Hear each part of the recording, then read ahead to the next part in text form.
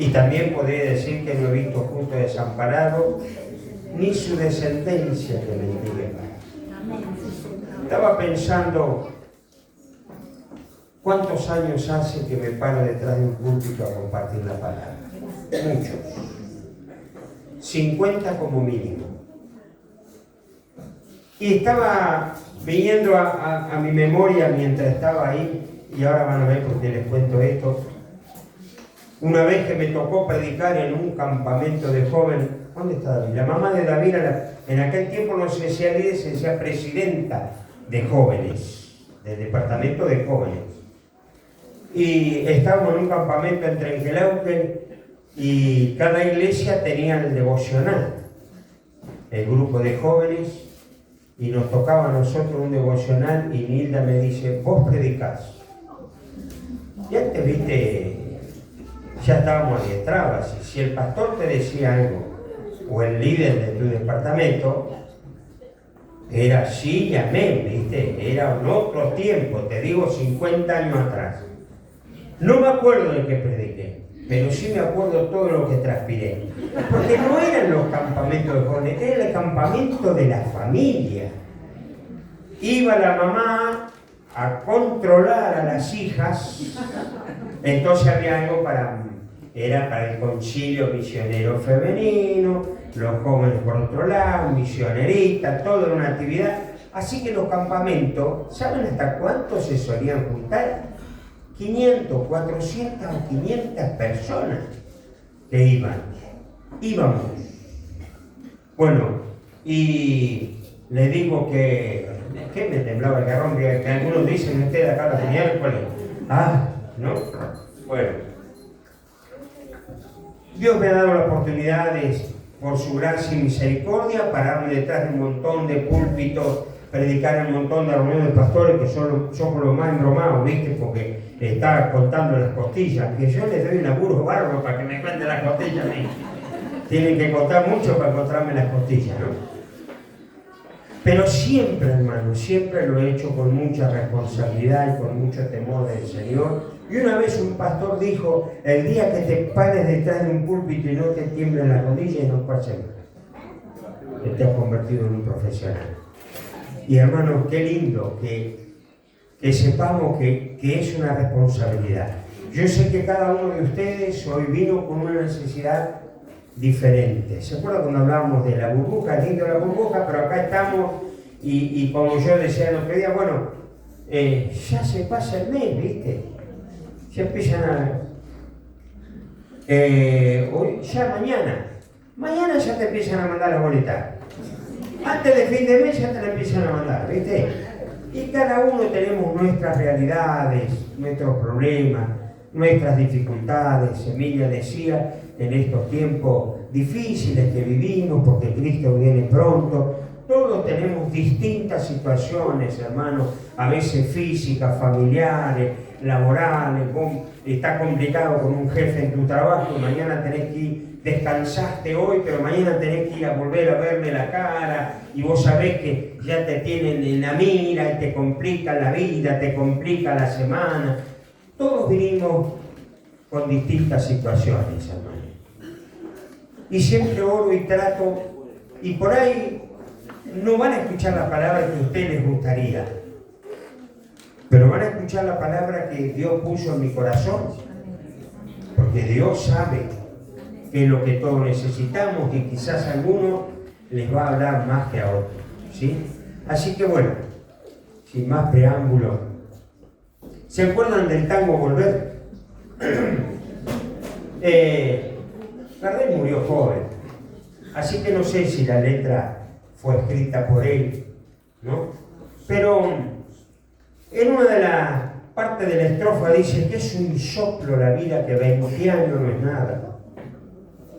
Y enfermedad tercita, siento miedo del encuentro con el pasado que vuelve a enfrentarse con mi vida. Se lo canto así.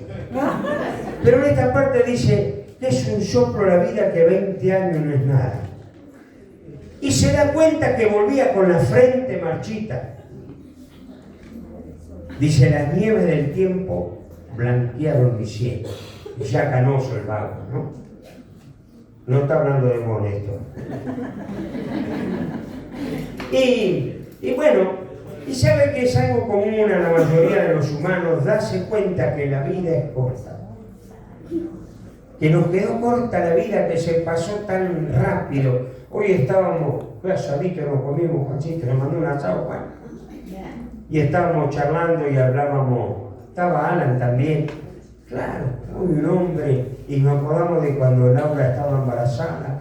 No sé si se acuerdan las amigas, se van a acordar. Parecía que estaba esperando quintillizo, ¿no? Y por lo menos mellizo. Viste, yo había, estaba como en 140 kilos. No sé. Bueno, capaz un poco menos. Y justo nos recordamos de dos cosas que pasaron en ese mes. Nosotros estábamos acá y nos fuimos y bueno, Laura Alita no nacía. Y nos fuimos y el pastor Enrique se había descompensado, que había tenido una ACV, y nosotros nos fuimos cuando llegamos a Comodoro. Bueno, falleció el pastor, bueno, nació Alan, falleció el pastor, no sé el orden. No, nació Alan y después falleció el pastor, ¿no? Y nos estábamos acordando. Más de 30 años pasaron, ¿viste? Se pasa rápido el tiempo, ¿no? Y hoy un hombre con una familia, con sus hijos, y así nos pasará a cada uno de nosotros, que nos damos cuenta que la nieve del tiempo ha blanqueado la sien, o en otros casos como el mío, los vientos impetuosos de la vida nos han volado las chapas. Mi caso y el de algunos cuantos más, ¿no? Ciertos santos. Y que la vida es corta y que hay que aprovecharla bien, sabiamente, con sabiduría, porque de buenas a primeras te encontrás que las nieves del tiempo platearon tu sien. Vos que jugabas a la pelota, hay algunos viejos que están jugando todavía, pero casi dando lástima, porque la verdad, vamos a ser honestos, no es el caso de David, no, piense mal, porque el hermano está en un estado, pero otro hermano, ni el pasto a la cancha podemos cortar porque está grande la cancha, salvo que sea un tratorcito, viste, nos damos cuenta que el tiempo ha pasado, y como dije, que los vientos de la vida nos volaron la chapa. David, y ahora no estoy hablando ni de David del Valle ni de David Silva, de David, lo entendió que pasa rápido el tiempo, ¿no? Y que necesitamos vivirlo con sabiduría, ¿sí? Allí en el Salmo 39,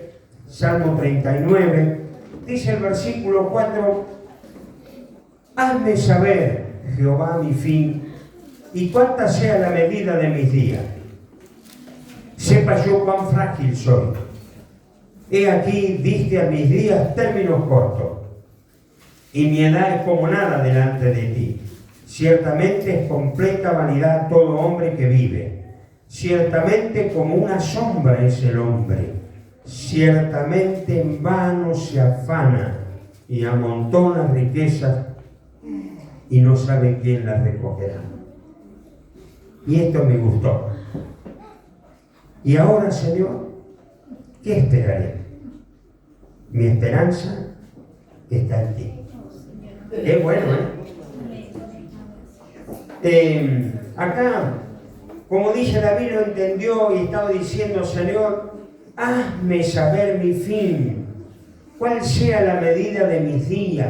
Tenía conciencia que la vida es corta, hermano.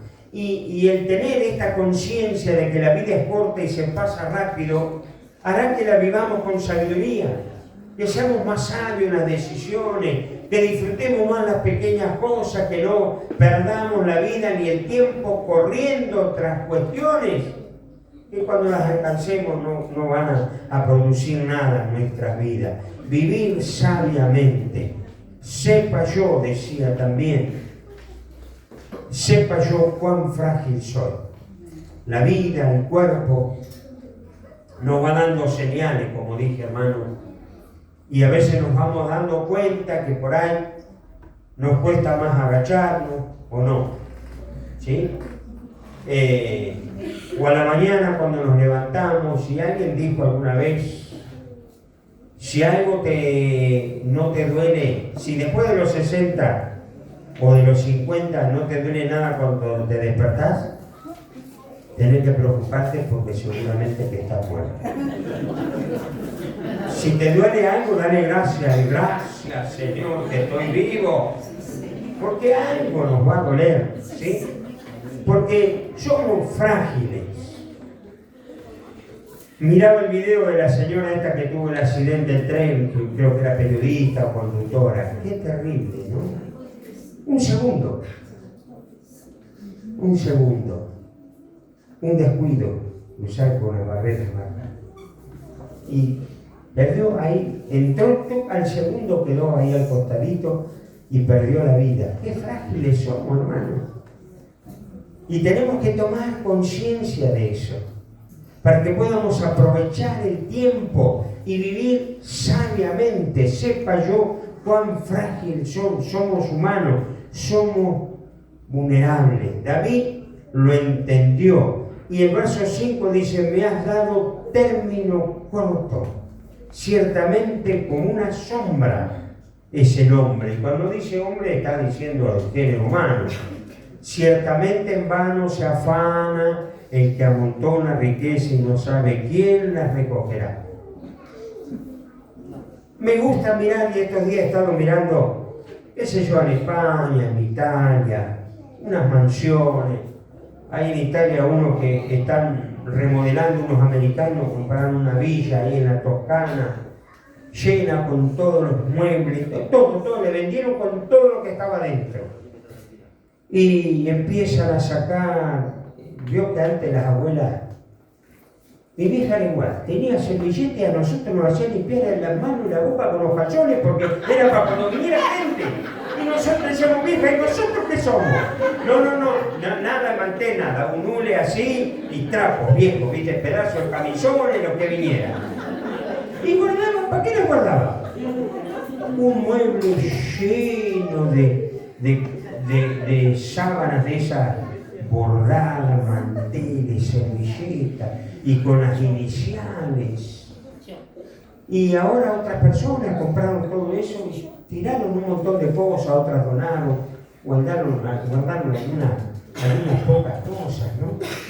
Y gente que no es familia, porque habrá pasado una casa de 300 años, imagínense las generaciones de personas que pasaron por ese lugar. Qué interesante.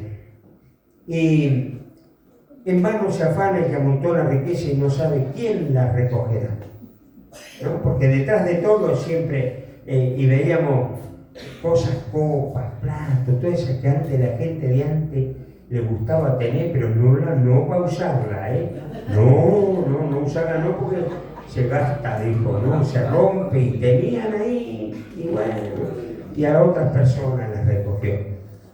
David dice, ¿y ahora qué, Señor? Mi esperanza está en ti. Y qué lindo preguntarnos, ¿en quién está mi esperanza? ¿En quién está tu esperanza, hermano? ¿En quién? En el Señor. Quiero yo que siempre sea así. Que podamos tomar conciencia que estamos de paso. El Señor nos tiene con un propósito para que anunciemos sus virtudes, pero estamos de paso en esta vida. Y que sirvamos al Señor con toda nuestra fuerza, con todo nuestro amor. Disfrutemos de lo que tenemos. Está la hermana Sandra Ferreira, ¿no? Agradecer a Dios por lo que nos da y por qué, y por lo que no nos da también, dice la hermana. Qué lindo. Y otro hermano finadito decía, por lo mucho, por lo poco y por lo nada. Agradecer a Dios, ser agradecido con Dios, con nuestra esperanza en el Señor. Y cuando entendemos, hermano, nuestra fragilidad y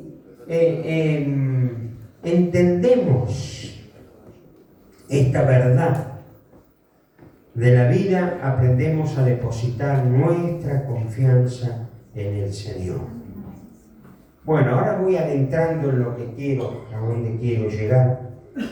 Daniel capítulo 11, versículo 44, es una parte del versículo que simplemente me gustó lo que dice. Está hablando de una profecía, de la relación del libro de Daniel con Apocalipsis, pero dice este versículo, Daniel 11, 44, pero noticias del oriente y del norte lo atemorizaban. Viste que hay noticias que no te dan común, ¿sí? Y habla de una visión, ¿no? Pero dice, y yo quiero hacer énfasis en esto, noticias que atemorizan, que nos hacen dar cuenta de nuestra fragilidad. Hay noticias que nos cachetean y nos hacen entender, no te olvides que sos ser humano, ¿no? Que sos fragilito, no te creas el superhombre, no te creas, porque sos humano y estás en un mundo sujeto a cambio y todo eso lindo y hermoso que vos armaste puede cambiar de un momento a otro. Por eso David dice, ¿ahora qué, Señor? Frente a todas estas situaciones de la fragilidad de la vida, entonces se dice, mi esperanza está en ti. No estoy confiando en lo que yo he logrado, lo que yo he armado. Y Maxi decía, ¿no? A veces perseguimos la casita, el autito, el avioncito, como Messi, pobre, se pudo comprar un avioncito ahora. Y a veces perseguimos y puede que nuestra esperanza esté en todas estas cosas. Pero David lo entendió, que ahí no tenía que estar la esperanza. Y yo estoy hablando ahora de las noticias, ¿no? Que nos hacen dar cuenta de la fragilidad. Los más chicos no van ni saber de lo que estoy hablando. Pero los más veteranos, cuando no existía el celular, y no estoy hablando de hace 800 años atrás, no, de 50 años atrás, 40 años atrás, porque había muy pocos teléfonos, porque vos tenías que estar anotado de la Revolución de Mayo, anotarte en el TEL para que más o menos ahí en 1900 y pico te llegara el teléfono. Había muy pocos teléfonos.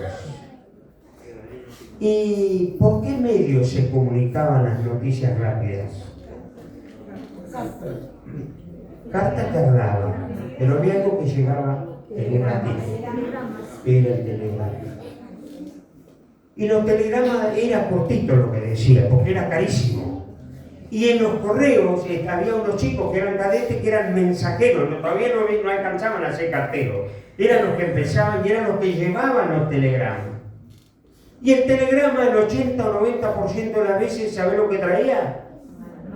Malas noticias. Y era así. Murió mamá. No. Vos sabés que mamita estuvo complicada de salud y viste, la tuvimos que internar y qué sé yo, la atendieron. No era así que te iban preparando. Y había otros que decían, a partir del día de la fecha prescindimos de su servicio. De laburo te fuiste. Y así, cortito. Y vos veías al mensajero y era como que se te paralizaba el corazón. En algún tiempo también la policía. Yo me acuerdo cuando murió la tía Isabel, vino la policía a casa a avisarnos, y ya era tarde cuando vinieron a avisar, así que yo me levanté y le fui a avisar a mi papá que había muerto la hermana, ¿no? Porque no había otro medio de comunicar. Era a través de los mensajeros, ¿sí? Eran cositas abreviadas y, como dije, pegaban fuerte porque vos lo ibas viendo ahí. No era que te decía felicitaciones, ganó la lotería. No eran ese tipo de noticias. Eran noticias urgentes. Entonces no sé cómo, creo que era por una máquina que pasaba, la escribían allá y salía acá y el correo la doblaba, venía, timbre.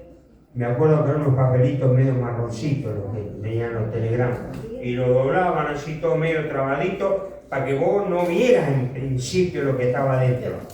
El mensajero se iba por la duda, ¿viste? Para que no maten al mensajero.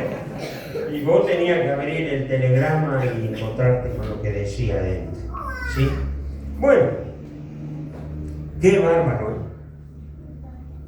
La palabra habla de los mensajeros portadores de malas noticias. Ahí en el libro de Segunda de Crónica, capítulo 20, versículos 2 y 3, dice: y acudieron algunos mensajeros y dieron aviso a Josafat diciendo: contra ti viene una gran multitud del otro lado del mar y de Siria. Y he aquí, mi abuelo era de Siria, el padre de mi mamá. Mira, ya que tal le digo. Y he aquí, pero un poco más joven, no era de esta época. Y he aquí, están en Hasesón Tamar, que es en Engadi. Entonces él tuvo temor, y Josafat humilló su rostro para consultar a Dios e hizo pregonar ayuno a toda Judá.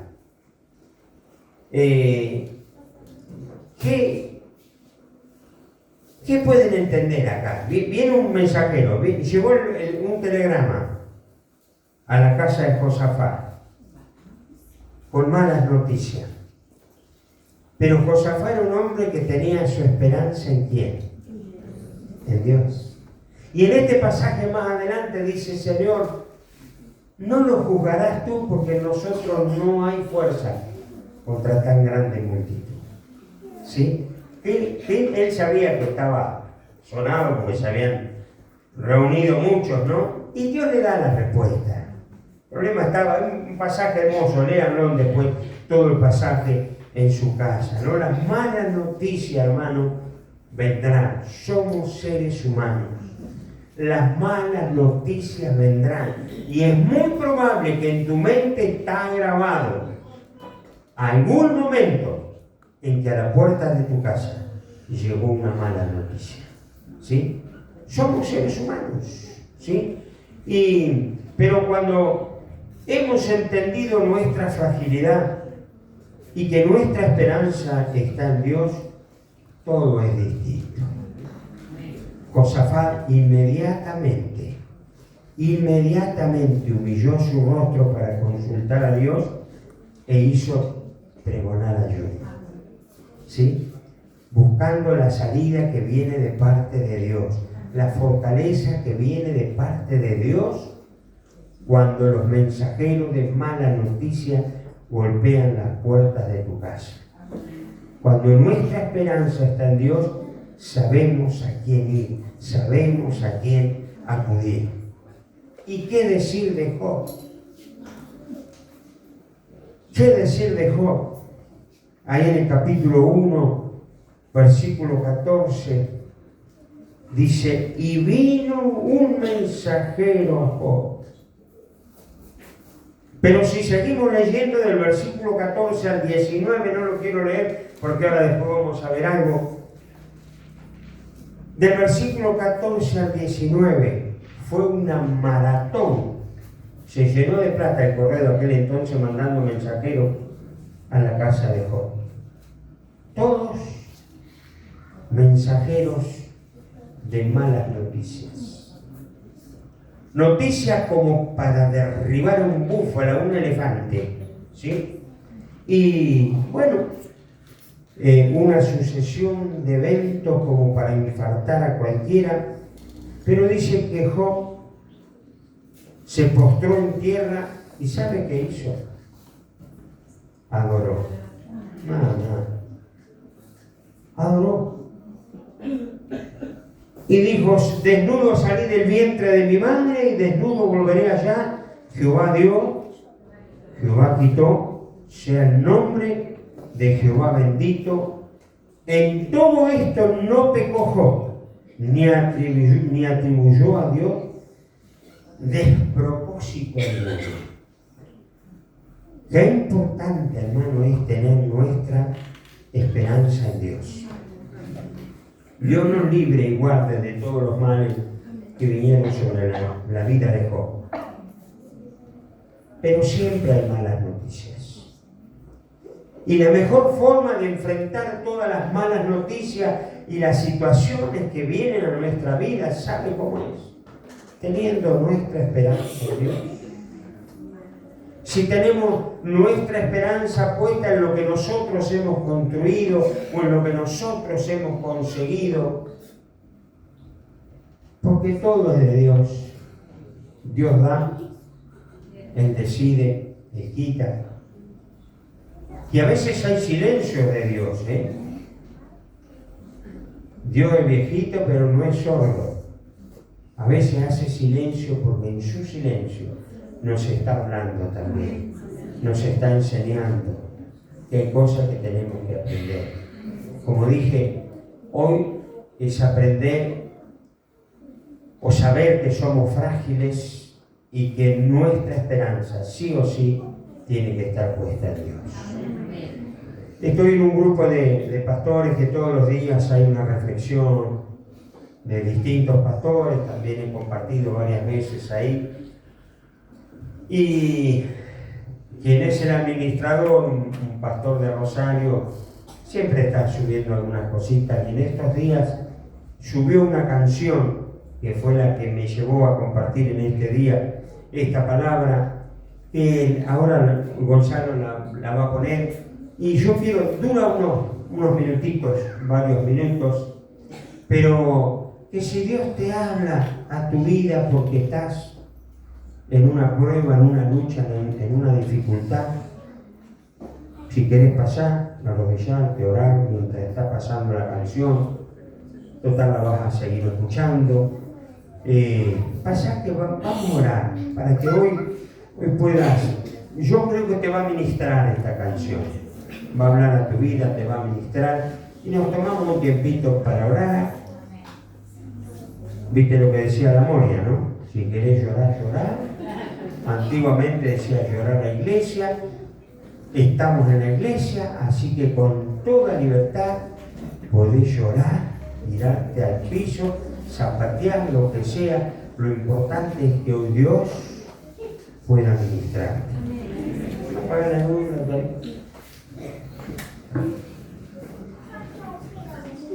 capaz que vas a moquear, hermano,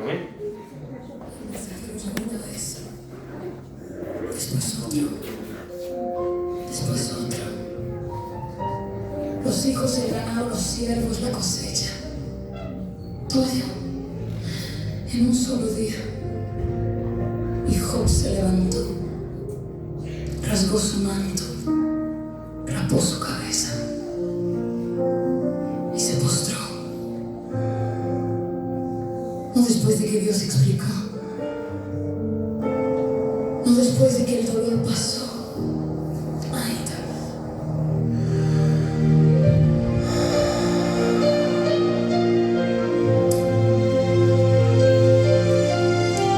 el cielo aún estaba caliente de las cenizas de lo que construí.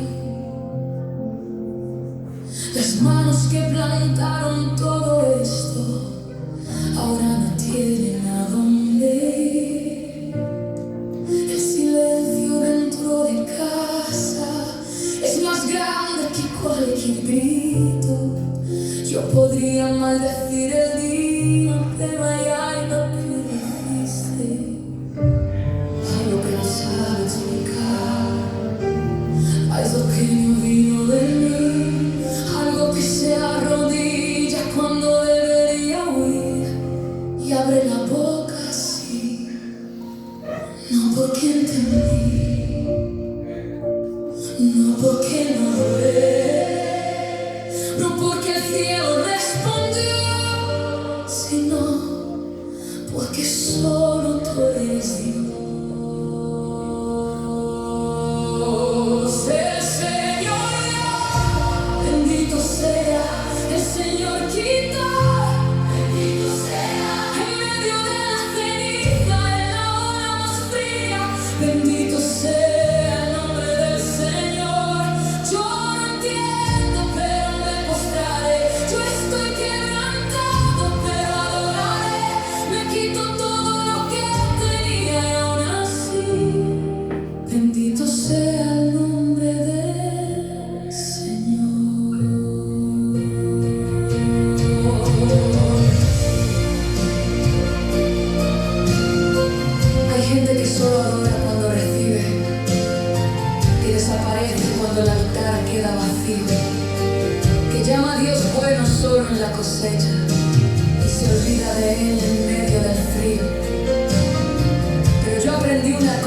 suelo.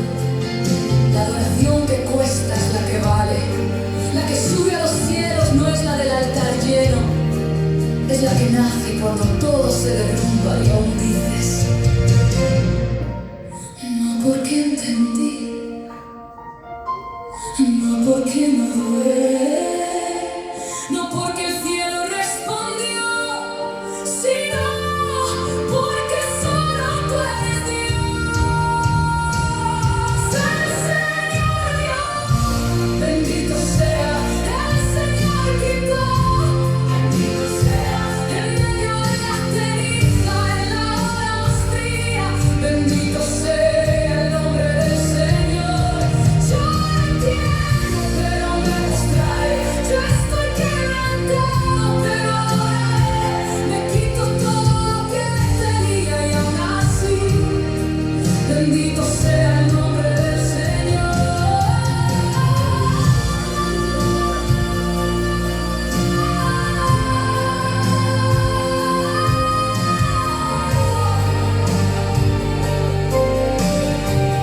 ¿Sabes lo que Dios no hizo aquel día? No explicó, no se justificó, no envió un ángel con un mensaje, no susurró todo va a estar bien. El cielo se quedó mudo y Job adoró en el silencio de Dios, no en su voz, en su silencio. Y eso es lo que el diablo nunca entendió. Él apostó que el amor de Job era compra y venta. Quítale lo que tiene y él te maldecirá. Pero existe una fe que no es transacción. Existe una adoración que no necesita resultado.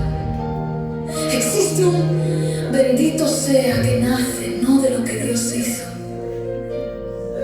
sino de lo que Dios es.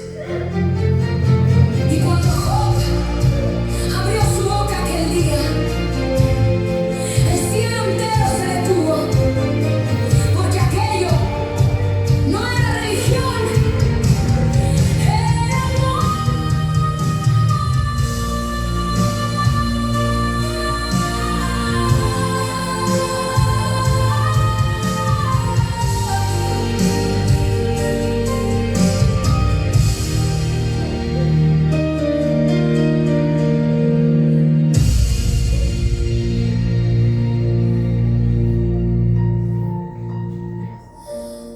Yo sé que hay alguien escuchando que perdió algo este año, que no fue poco, fue mucho. Relación, sueño, salud, hijo, empleo, que despertó un día y lo que era seguro simplemente ya no estaba ahí.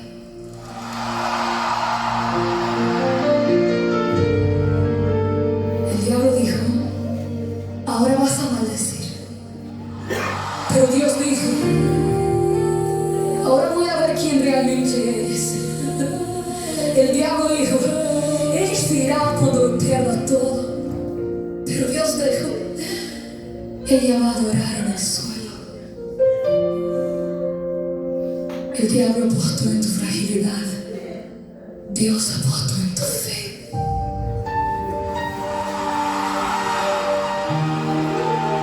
Declara conmigo ahora: yo adoraré antes de la respuesta. Yo adoraré antes del milagro. Yo adoraré antes de que el cielo se abra. No estás abandonada. Eres Job. Y Job fue restaurado.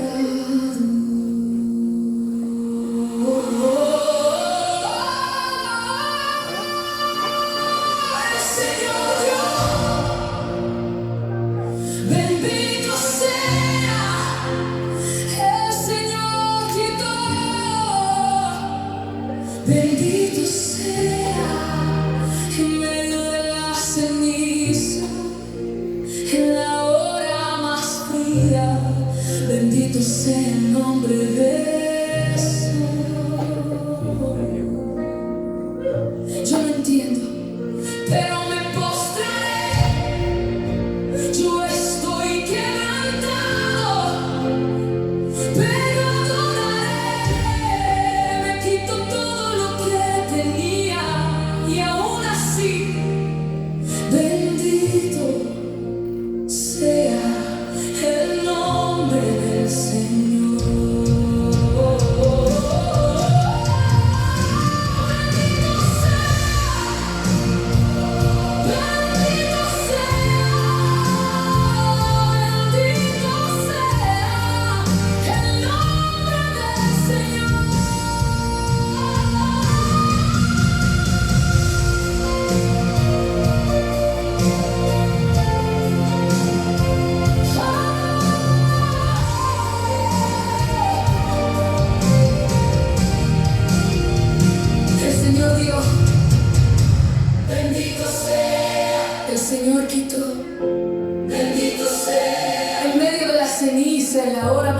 tenía. Bendito sea el nombre del Señor. Bendito sea el nombre del Señor. Yo no entiendo, pero me postraré. Yo estoy quebrantado, pero adoraré. Me quitó todo lo que tenía y aún así, bendito sea el nombre del Señor. Bendito sea, bendito sea, bendito sea, bendito sea, bendito sea el nombre del Señor.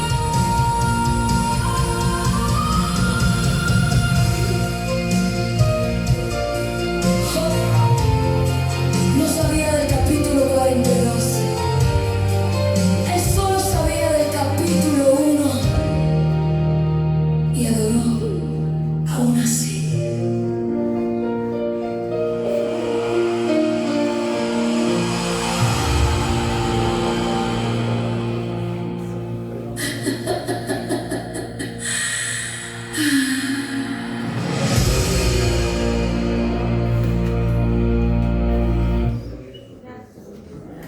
Ah, ¿qué me contás? En la cancha se ven los gringos, ¿eh? Te invito a estar en pie.